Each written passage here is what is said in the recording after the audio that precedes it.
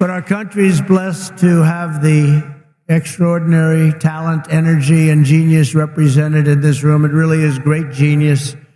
Not all of you, but most of you, many of you. But this is the kind of spirit that built America, and this is the spirit that's going to help us make America great again. That's what we're doing. I stand before you today filled with respect and admiration for what the Bitcoin community has achieved. It's incredible, actually.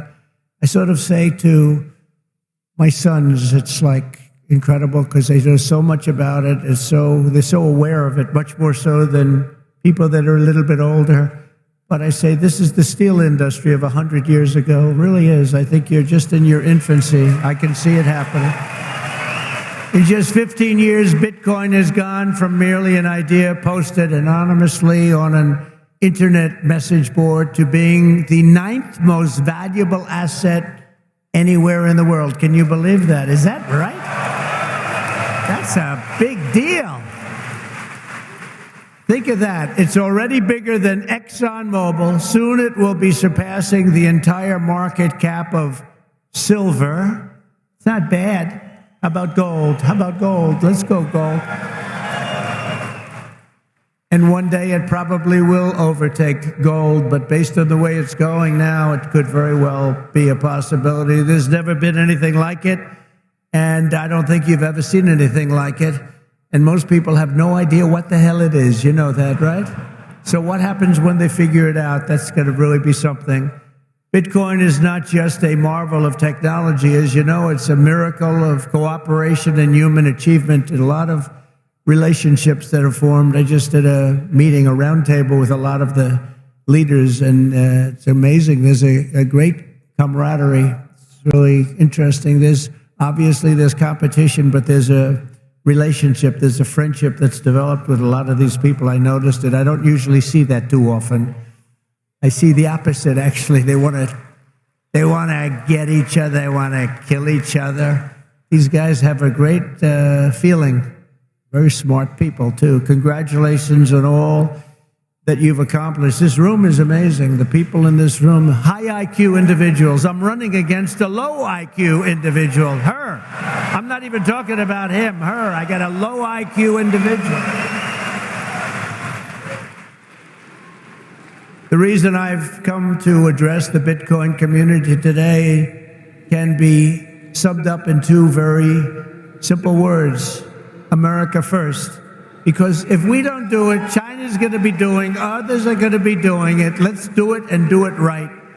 My vision is for an America that dominates the future. We have the best economy, the highest standard of living, the safest and most beautiful cities. And by the way, when I say safest, our cities are going to hell right now. Our cities are going to hell. We're going to fix our cities. We're going to work with Democrats that have destroyed our cities, but we'll work with them, and we're going to get our cities back. We're going to bring our country back.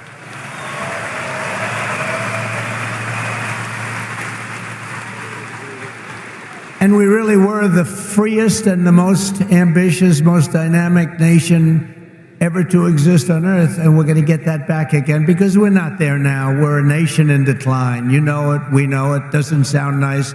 But it's okay, because we're going to bring it back. We're going to bring it back fast. Right now, it's embarrassing.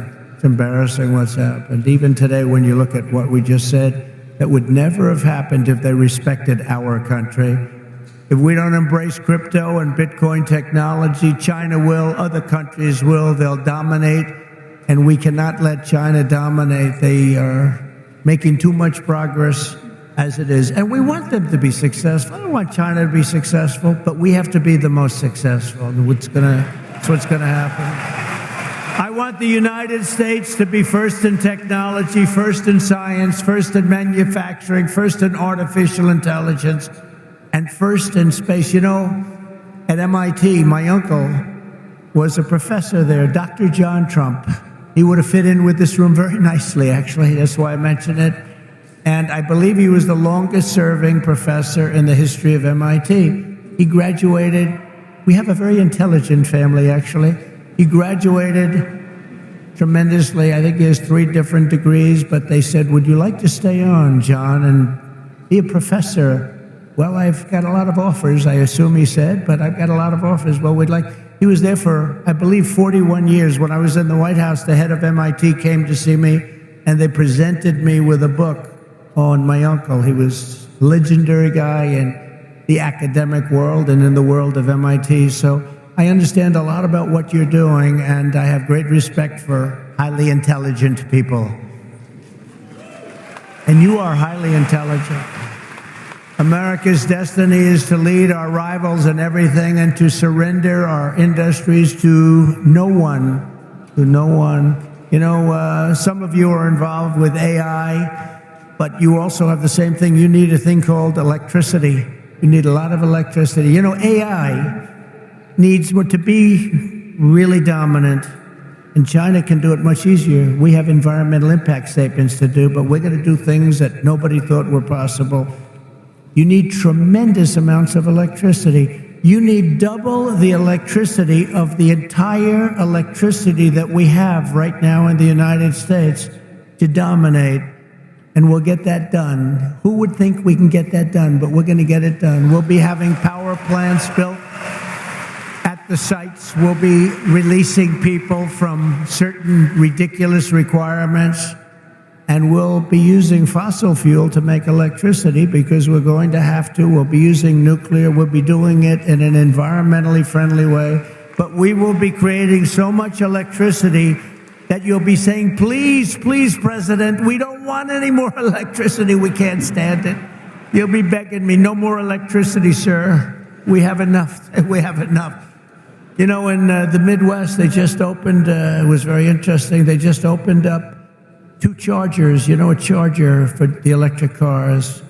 And you know, I love Elon. He's great. He endorsed me, and great endorsement and everything else. But not everybody has to have an electric car. I told him that. So we're going to get rid of that mandate, if you don't mind. Some people want gasoline-propelled cars. Some people want a hybrid. And some people like an electric car. They're great. I think they're great. I think what he's done is great. I think he understands it. I guess he probably wouldn't have endorsed me. He knows where I am of this. But he did, and it's just like they did these chargers in the Midwest. There are 8 of them.